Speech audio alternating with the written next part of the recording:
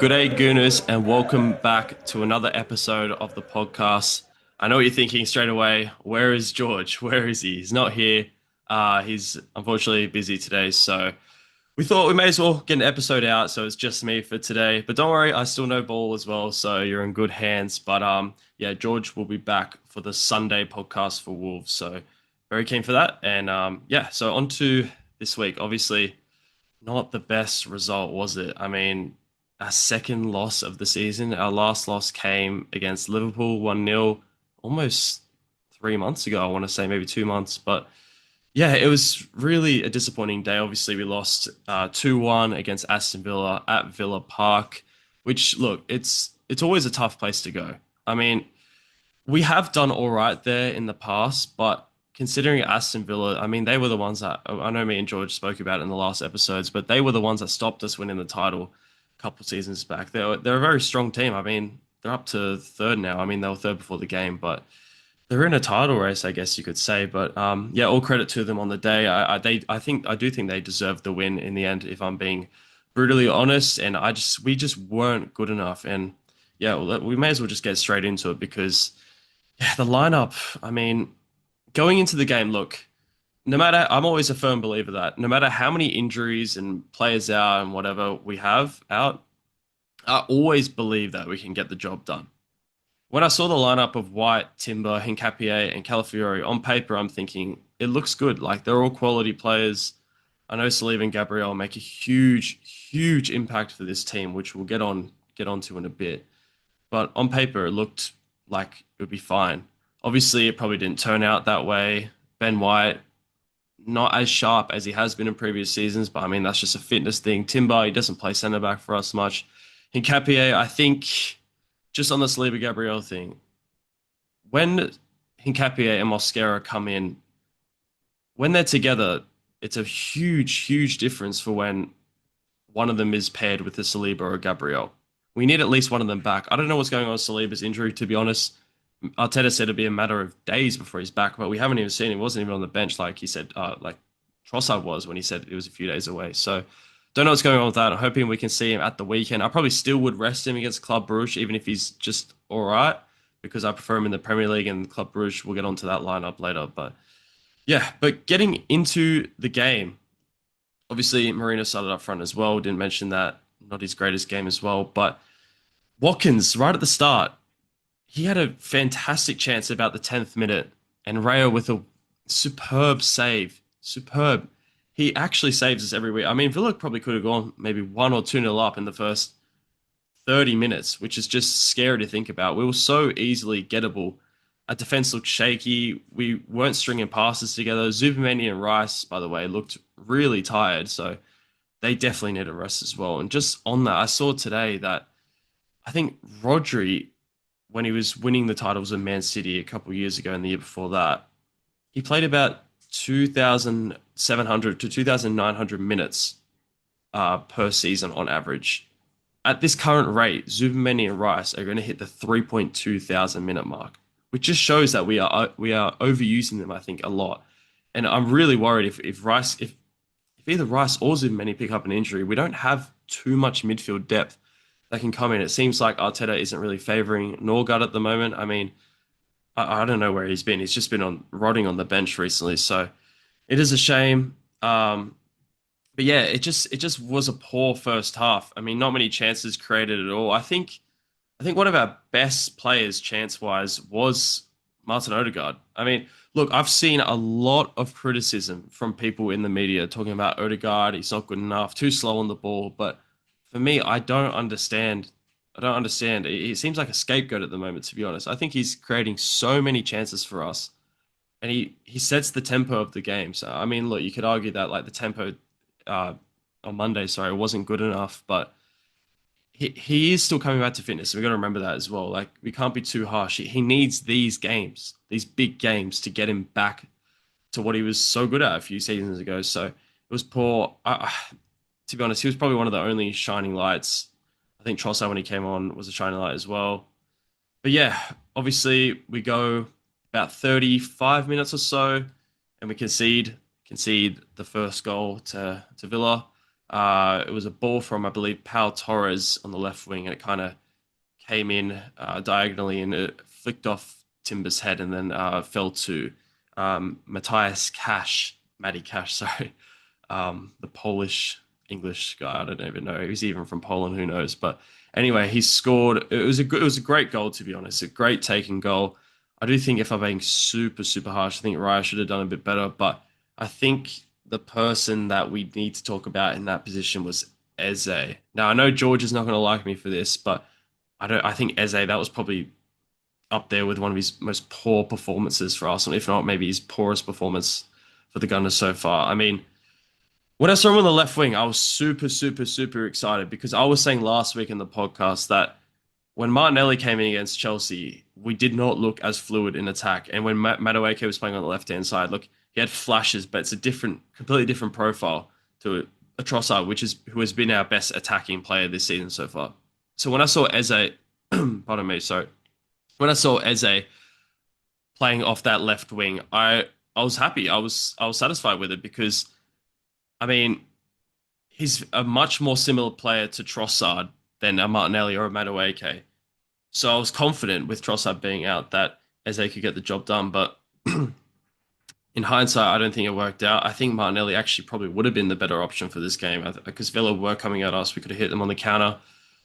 But yeah, on his defensive side of the game, though, I think that's where that goal sort of highlighted his downgrade to a Martinelli. Because Martinelli, his hustle in defense is such an underrated part of his game. I know he's an attacker, obviously. People are going to talk about his goals, his assists, his dribbles, crosses, all that stuff. But Martinelli's defense is something that I think really needs to be highlighted for this team because his work rate is just simply unbelievable. I mean, Arteta's gotten the most out of him in that he could play left back, and I'd be confident. He's got a lot out of him there, and I think Trossard as well. When he first came, it wasn't superb, but he's also good at defending as well. But I think Eze, he lost his man there, and I think for Crystal Palace, he wasn't really used to, tracking his man or defending as much as, he's like an X Factor player, and he doesn't have to worry about that stuff. But Arsenal, we all work together. But I think I'm not to worry though, because I think Eze will add that to his game. But it was a good goal to be fair. So I don't want to be too harsh. But yeah, when it got to half time, I was to be honest, I was so happy that it was half time, to be honest, because I think like it was like an escape, to be honest. I think a lot of times this season as well, we've gone through the first half and haven't looked great. Even in the games that we're winning, we might be like 0-0 or maybe a goal up. And then I don't know what Arteta's saying to the players in the change room, but something is working because it seems like a lot of times this season we've come back out and looked way better. But obviously that was not the case today. I do like that the halftime break. He brought on Trossard and Gyökeres. Again, it wasn't a Marino sort of game. I mean, all credit to Marino. He's played brilliant the last few games, but today wasn't really a game that he could really shine in. I think Gyökeres was the right choice, and I think in hindsight, he probably should have started. I don't know if that was a fitness thing, but yeah, should have started in my opinion. But yeah, as soon as Gyökeres came on, you could see he was hustling, he was working hard, and also was Trossard as well. And I mean, what was it like 53rd minute? The ball from Odegaard plays through Saka in the box. Saka does a low cross. It kind of deflects around a little bit. I thought Gyökeres was going to get it in, but it kind of went away from him. And then Trossard, look, on paper or like with your eyes, it might look like a bit of a tap in goal, but there was actually like three players on the line plus the goalkeeper. It wasn't a super easy chance, but Trossard, I'm always so confident when he's in those sort of positions. And when we got that goal, that was probably the only moment of the game that I was confident, besides the start of the game. But even though I wasn't fully confident about the game going into it, I thought we'd win, but I knew it was going to be difficult. But when Trossard got that goal, I thought, look, we've got 40 minutes against Aston Villa here. We're not a goal up. We've got the goal. We've got momentum. Start of the half, I was promising, because we'd only played 10 minutes and we looked better than the first half, and we got the goal, and I thought we could do it. Obviously, it didn't turn out that way. It just seemed like every single time our midfield was being overran. And I know I mentioned about the Rice to Zubimendi tired thing. I don't know what it was, but to be honest, I think I know what it was. It was just Aston Villa's midfield, to be honest. I mean, I have to sit here and I have to give them credit because Tillemans, Kamara, McGinn, who, by the way, I'm just not a fan of. I think he's just an annoying player, isn't he? But he is a good player. Morgan Rogers as well. Who am I forgetting? I think I said Tillemans, but that whole midfield, they're all so strong, so fast, and so aggressive as well. I felt like Villa really took the game to us, and they were more up for it than we were up for it. And that was actually one of my main criticisms against when we played Chelsea. It felt like Chelsea were just way more up for it than we were, and that was why they got a good result for their standards in the end. They only had 10 men. So for them to get a draw is a brilliant result. And I think it was kind of the same today as well. They were just everywhere. Like obviously, I know they set up in a 4-2-3-1, but it felt like a lot more compact because obviously Rogers is not really he's not a left winger. He's more of an attacking midfielder. They tuck in, and they just seemed really compact. They were shoving our players off the ball, and to be honest, I think I need to give a shout out to Tillemans because I thought he had a great game. I remember we were actually a bit off topic, but we were actually linked with him a few years ago. I think maybe around 2022 or 2023, I think, which I mean, that would have been an incredible signing. So, yeah, all credit to them. Don't think we're good enough in the midfield at all. But yeah, game went on. We just looked fragile as well. I think like our defense was very easily gotten at. Like Hincapié and Timber, especially Hincapié, I think they looked shaky, and I'll get onto that Hincapié freak moment at the end. But yeah, it just was not a great performance all around. I don't think that back four. Look, I know it's hard. I know it's super harsh to say because we've got so many injuries, and I don't want to use injuries as an excuse because again, I thought the back four was good enough to win the game. Like no matter what it was, I think the back four was good enough. But when you're putting a bunch of string players together that haven't actually played together that much, it's always a cause for concern. It's like Ben White. Look, he hasn't played much this season. Timber doesn't play centre back that much. Hincapié, new to the team. Calafiori, look, he has played a lot, but he hasn't played alongside Hincapié or the other defenders really in that order. So when you throw them all together, it's a bit of they need that time to build that chemistry. And look, I think it will come. I think most of that, I'll get onto my lineup later for the Club Brugge game, sorry, but I think most of that lineup, most of that back four, I should say, would start for me in that game, which, I mean, hopefully Saliba isn't too far away, but if he's not, it's good. It is kind of a positive in a way that these players will build together. But yeah, obviously towards the end of the game, I think it was around like the 75th minute mark, 80th minute mark when I thought, look, I would actually be happy with a draw. Like obviously it's not the best results. Like it sucks that we'd drop points away to Sunderland and Chelsea. And then obviously we'd drop 2 points if we did get the draw in the end, of course. I mean, you take a point away at Villa Park. It's not the worst result. You can move on from that. But to get the loss right at the end, it's just so disappointing. It really reminded me of that Sunderland goal, but it hit harder, obviously, because it's the winning goal as well. And I mean, Villa Park was absolutely just electric about the goal as well. But Hincapié at the end, it must be said, he just lacked the composure that I think a Saliba. Saliba's very good. It's a very niche sort of thing. I don't know how to describe it properly, but when Saliba has that ball in the corner and very tight, narrow angle, he's so good at just maneuvering his way out. If it's like dribbling pass, bodying them, and then getting a pass off to his winger, or like a Zubimendi if he's on that side, or just playing it back to Raya or Gabriel, he's so good at getting out of those tight situations. And look, I know Hincapié is left-footed, so it's a little bit more difficult for him, but I mean, it's a Premier League footballer. Like, you got to be good with both feet. But yeah, obviously he kind of, under not too much pressure at all, really, he kind of built the pressure on himself by holding it on for so long. Kind of took it to the sideline right near the corner and then just kind of booted it out for a throw in, to be honest. And that just invited such unnecessary pressure at the end. I mean, Aston Villa, by the way, forgive me, I forget who it was, but whoever was taking their long throws, oh my God, that was probably some of the best long throws I've ever seen in terms of just pure length and height and dip and everything. So when they got that throw in, I was very, very worried because it's basically a corner. And obviously with our defense not being being shaky, I was worried that something might happen.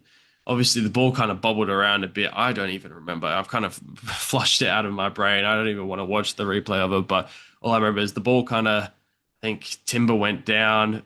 Ball kind of came to Buendia, just kind of curled it again. Raya probably he shouldn't have. That was a hard one to save. I mean, in that sort of moment, so many players around. Good curl, Buendia. I mean, Buendia again. He's been. I mean, Aston Villa got a lot of good players. Giving credit to them, but definitely better than us. Better than us on Saturday. Sorry, wow. Sorry, I said Monday before, but it was on Saturday night, Sunday morning. So yeah, in the end, it was a 2-1 loss. Very, very, very disappointing result. I don't think we played to the best of our capabilities at all. The boys looked tired. I think Zubimendi, Rice, Calafiori, Saka, Marino, Raya, they all need a rest, I think. And look, in hindsight, we are going to lose. I think we need to understand as Arsenal fans, like, we're not perfect. We're not the Invincibles. We are going to lose some games this season. Like, that's just football. It's going to happen. So I'm not, like, obviously, I'm very disappointed, but it's not the end of the world. And I don't think it's the end of our title charge by any means. We can very, very, very easily come back. Remember, we've got a lot of injuries. I'm not using that as an excuse. It's just facts. We've got a lot of injuries, and we've got injuries to our depth as well. I mean, Mosquera's out as well. So Mosquera's out till about January, I think. So that's mid-January, maybe February. So that really sucks as well. But yeah, it's it's not the end of the world. But City are now 2 points behind us. I'll just quickly get the Premier League table up so we can have a look at the context of that result. So obviously, Man City at the weekend, they also, sorry, I shouldn't say also, so he's still winning the season, but that sounds cocky. But they won against Sunderland 3-0. That's a really good result for them. But if we go look at the table, we can see obviously we are still top. So that's why I'm not too disappointed by it. Obviously the gap has closed to less than 3 points. So if we lose and then Man City get a win, they're above us, which is a very scary thought. But obviously we are first with 33 points. Man City is second with 31, and Aston Villa, that's a huge, huge 3 points for them in their season, 30 points. And wow, Crystal Palace is on 26. That's really surprised me. Obviously Chelsea, it's good to see that. I mean, they were so cocky against us. They got obviously they won 1-1 against us, so good result for them. And then Man United on the same points as them with 25. Like, where have they came from? Ruben Amorim has low key turned it around for them. But yeah, obviously 2 points behind. But just looking at our next Premier League fixtures, it's actually not too bad. Like, we have some good fixtures coming up, some winnable fixtures. Obviously, we've got Wolves at home.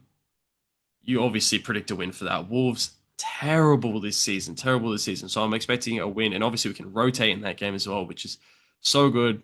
Everton away. That's probably one of our trickier games of this Christmas period. But I'm still confident we can do it. Obviously, we have the EFL Cup, but that's not Premier League. And then obviously we've got Brighton at home. Look, I'm confident against Brighton. We already beat them in the Carabao Cup. Look, I know we rotated and they probably rotated as well, but we've beaten them before. We can do it again. And obviously, it's actually kind of good. We play Aston Villa on Christmas Eve. So it's good. We can get our revenge in like, what, 3 weeks' time, which is amazing to see. So I'm very looking forward to that because it'll be good to get 3 points against them. I think that's a bit of a statement as well. Like, obviously, if they beat us and then we just go and beat them at home, it puts more pressure on them to try and catch up to us if they are in a title race, which I don't think by the end of the season they will. But yeah, obviously then we got Bournemouth away, which we back ourselves to win that. I know obviously last year we didn't, but Sleeper got a red card, which that's always going to hold us. But I'm confident against Bournemouth, and then Liverpool at home, which I mean we don't know how Liverpool are going to be playing by then, but if it's like it has been recently, I back us to win that. And then Nottingham Forest away. Again, in previous seasons has been in trouble, but Nottingham Forest do not look the same team. Shout out Zinchenko. But yeah, that's pretty much it for the whole like Christmas and then early January sort of period. So I'm expecting us to pick up a lot of points and make up the lead again. I'll quickly have a look at Man City's games to see where they could potentially drop points. It'll be very interesting to see. They have Crystal Palace away, which, could be a tough game. They've also got Sunderland away as well. We drew there. Nottingham Forest away. They got Chelsea as well. Obviously, Manchester Derby in January as well. So look, I do back us to get more points than them in that period. Obviously, we know what Man City is like the previous seasons. They're just ruthless by the end of the season in terms of just their form, and Pep has just turned this team into something incredible in previous seasons. But this season is different, I think. They do not look as strong, to be honest. Look, Rodri isn't really firing like he has been in previous seasons. Obviously, that injury kind of, I don't know, it's unfortunate for him. But yeah, I think we get more points than them. But yeah, it's not the end of the world. I think we can still do this. Come on, you goodness. All right. Anyway, we need to move on from that loss. Get it out of our brains because we've got a game coming up. Champions League. Feels like it's been a while since the Champions League have been on. Even though it probably hasn't even been that long. I think it's only been like 2 or 3 weeks. So, Club Brugge. Interesting game. I mean, on paper, you look at that and you think, when you look at the Champions League fixtures, you see Club Brugge, easy win. But it's so important that we actually win this game and win it comfortably as well, because we need to bounce back from that result and we need to give us something that will give us confidence into the weekend. I know it's against Wolves, but I don't like to take any team for granted. Any team can turn up and get the job done on the day. Obviously, I know we can. I'm confident we can beat Wolves, but I don't want to be too cocky about it. But yeah, Club Brugge. Did a bit of research. Obviously, I'm a Belgian football connoisseur, as some people would say. Trossard actually messaged me before saying that it was. So, yeah, anyway. Club Brugge, they currently sit third in the Belgian Pro League and 26th in the Champions League. But they're not on the best of form. Like, they are third, but they're not. They've only got 2 wins from their last 5. They lost against the team that was second. So they do look like they are sort of that third, fourth sort of position at the moment. Uh, yeah, in their last 2 Champions League games, they lost to Sporting 3-0, which is a heavy, heavy loss. But they did pick up a draw against Barcelona 3-3, which is impressive. I mean, Barcelona, incredible team, obviously. Lamine Yamal, like they've got amazing players, amazing team. So to get a draw against them is pretty impressive. But obviously, still confident we can win. Their top scorer, and forgive me for anyone who's Greek watching this video, because they have a Greek striker called Zolis. I think the team might be silent. Sorry again. But he has 5. He's their top scorer, but he only has 5 goals and 5 assists. And the Belgian Pro League, they've played 17 games, so it's not like Haaland level goals, but it's okay. It's okay. He's 10 GA, 17 games, pretty decent. He's a young striker as well. He'll be hungry. Um, but yeah, I am expecting us to win. I know I've said that so many times, but yeah, I think I'll just get into the lineup, to be honest. Any players? I'm trying to think of players in their team that we sort of know. They actually, I was looking before. They have Simon Mignolet in goal, ex-Liverpool, obviously. But to be honest, besides that, I'm not too familiar with a lot of their players as well. So it'll be interesting to see. It's always good to see any real players, really. Obviously, against Olympiacos, we saw players. It's just good to see players from anywhere, because who knows? Like, some of them might really be impressive, and maybe Arsenal can pick them up.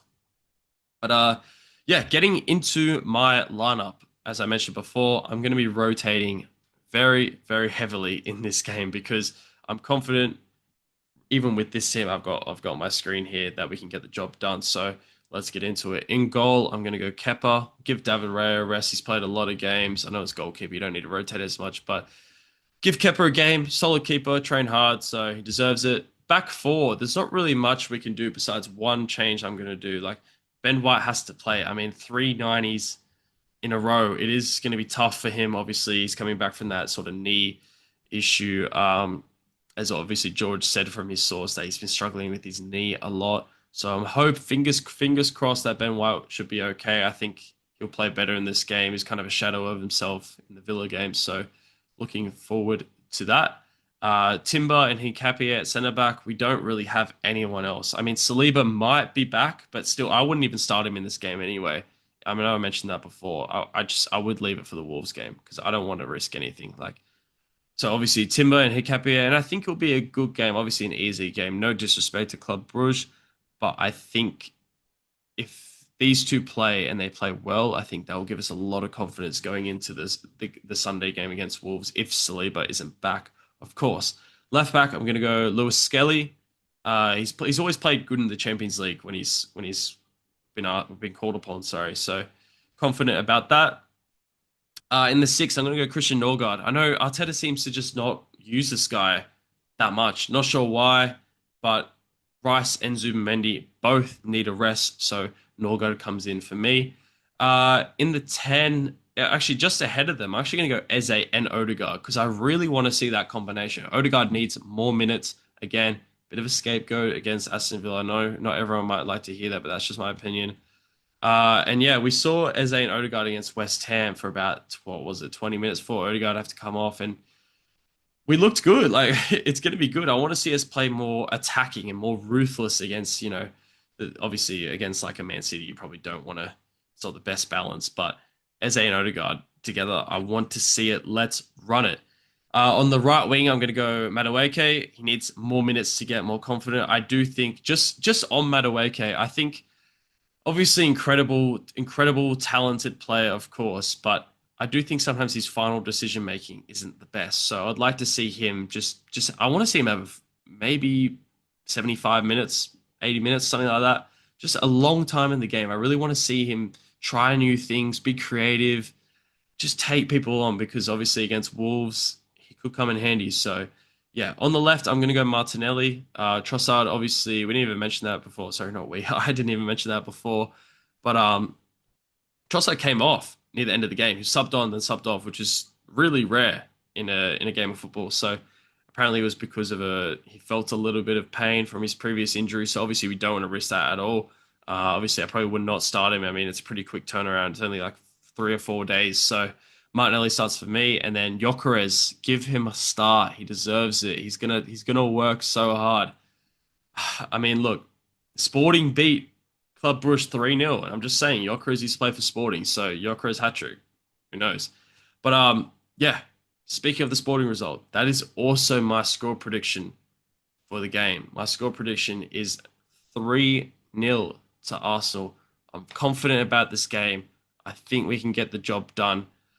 But yeah, that's pretty much. Oh, actually, there is two topics that I wasn't sure how to integrate into the podcast, but I do want to talk about. First of all, Ethan Nwaneri. Where is this guy at the moment? I don't know why Arteta isn't using him. We're not utilizing him, but he's such a talented player, and I feel like he needs minutes for his development. He can play on the right wing. He could probably play on the left, to be honest. Obviously, you can play on the 10 as well. Probably even play in the 8. Honestly, he could play it. He could probably play up front as well. He could play anywhere, but I think he just needs more minutes. Obviously, we saw Lewis Skelly last year. We saw that did wonders for him. I know he hasn't played much this season because of how good Kelly Fiore has been, but we've seen with consistent game time, these young Hale M boys will become good. So I would honestly love to see Nwaneri in this game. I know, look, I'm guilty of it as well. I didn't start him in my lineup, but I want to see him come on for Eze or Odegaard. I mean, Eze, Odegaard, Madueke are all of my starting lineup. One of them can come off at 55 minutes and give Nwaneri a solid 40, 35 minutes at the end of the game, Like, give him the minutes. Like, it doesn't have to be a start. It doesn't have to be a full 90. Just give him minutes to get back into form. I want to see him play against Wolves as well, so keen for that. And obviously, topic number 2, bit of some other news. FA Cup draw came out today. 3rd round, I believe it's on the 11th of January, which is it was really frustrating seeing that because I believe we play against Liverpool on the 9th of January. Obviously, this isn't Australia. We play Liverpool on the 9th at 7 a.m. And then we play Portsmouth on the 11th at 2 a.m. So it's only 2 days. But then we don't play our next game against Forest until the 18th. So it's a full 7 days. Like, why can't we play that FA Cup game on the 12th or the 13th? Like, space it out a little bit more. Bit disappointing about that. But obviously, Portsmouth away. Obviously, who knows? It could be a tough game. Obviously, I'm expecting a win in that game. I want to see some rotations as well. It's super early to talk about. It's still a month and a little bit away. So we'll see how that goes. But yeah, we need to be. But the reason why I wanted to bring it up is because FA Cup, to be honest, I kind of forgot about it because obviously it hasn't started yet. But we need to be ruthless in every single competition. If that means we need to go beat Portsmouth 5-0, and we can beat Bournemouth 5-0 as well, that'd be great. Portsmouth 5-0, let's just do it. I want to win every single competition. And look, I know that sounds like I'm being ridiculous, but obviously it's probably not actually realistic. But we can have hopes, okay? Just win every single game. It's not that hard, boys.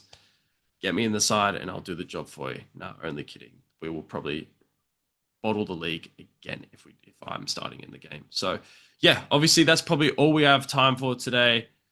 Yeah, George will be back for the Sunday podcast against Wolves. I'll be here for the Club Brugge post-match podcast. I'm going to try and get a guest on as well. So, I mean, if you're watching right now and you want to be on the podcast, just send me a message. I mean, the chances are you probably will be on a segment, or you could be on the full thing if you want. So, message us, all the socials, just here, G'Day Gooners, pretty much on all platforms. So just send us a message if you're interested. Even if you want to come on and speak for 5 minutes, go for it. Obviously, any questions you have, leave them in the comments below. Shout out Logan Clayton as well. Always leaving in the comments, showing so much love on the Spotify end of things. But yeah, that's all the. Sorry, I can't even speak. Bit sick at the moment as well. Really running thin. George is away. I'm sick. It's kind of like Arsenal's backline at the moment, running thin, but we're getting the job done, consistent for you guys. As always, obviously follow the TikTok, Instagram, YouTube. Look at all the shorts on there as well. All the socials, you guys know what to do. Again, thank you so much for watching. We really appreciate it. And I'll see you in the next podcast on Thursday. So see you then. Have a good day, Gooners.